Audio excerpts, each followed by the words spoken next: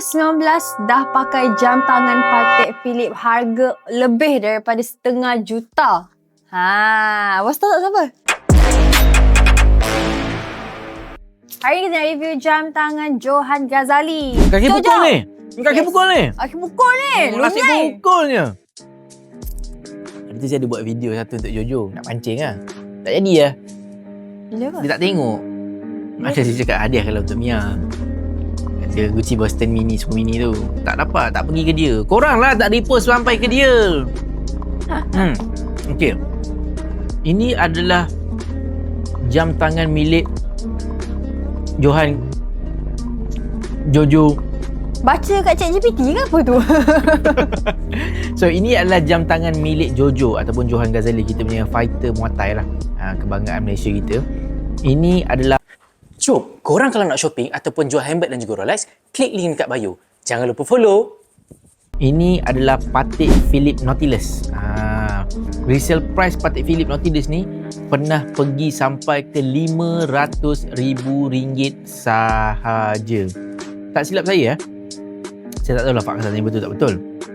In order untuk you dapatkan Patek Philippe Nautilus ni, you kena ada waiting period, queuing di antara 5 ke 10 tahun. Wow!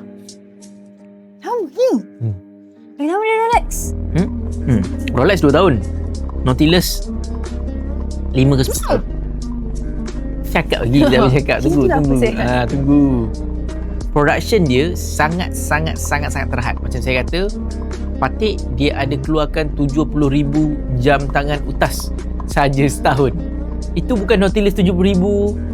Aku nak 70,000 tak? Total 70,000. So assuming lah Nautilus. Oh ya ke? Saya ingat tu total. Total lah. No. Total satu model. Tak, ni semua total. 70,000 utas jam tangan Patek Philippe dikeluarkan satu tahun adalah 70,000. Faham tak? So dia hanya produce 70,000 lah setahun ke seluruh dunia. Kalau saya saja dah ambil 20,000, lagi 40,000 bagi kat lain-lain lah. Kesian ni diorang punya team nak kira. 1, 2, 3. 1 untuk engkau, 1 untuk aku. 2 untuk kau, 2 untuk aku. Dia cakap macam tu lah lebih kurang. Jadi, harga jam tangan milik Johann, harga dia tak mahal sangat. Harga dia dalam RM500,000 sahaja.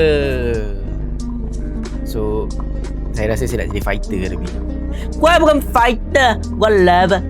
Jom shopping dan jual melalui Icon Lux. Jimat sehingga 70%, installment serendah RM5 sehari. Jual dan konsign item anda dengan kami. Cepat, DM kita sekarang.